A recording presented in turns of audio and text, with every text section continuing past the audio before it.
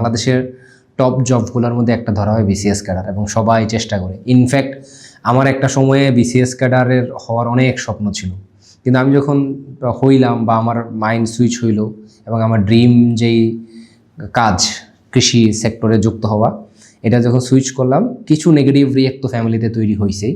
কেউ কেউ ঠিকঠাক মতো এখনও মানতে পারে নাই, কেউ কেউ হচ্ছে কিছুটা সাপোর্ট দিচ্ছে, বিকজ তাদের কাছে আমার অ্যাকচুয়াল ড্রিমটা আজ থেকে 10 বছর পরে আমি কোথায় যাইতে চাই এই ড্রিমটা তাদের সাথে শেয়ার করছি।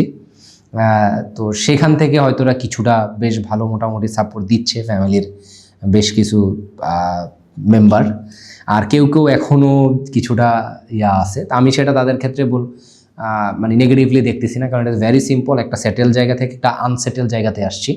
কারণ আমি একটা 10 বছর পরে ব্র্যান্ড দাঁড়াবে, আর রাইট নাও আমি হচ্ছে যেখানে মানে একেবারে আরাম একটা জীবন যাপন করার কথা, এই জায়গায় আমি মাঠে ঘাটে কাজ করতেছি, চেষ্টা করতেছি উৎপাদনের সাথে সরাসরি কানেক্ট থাকার।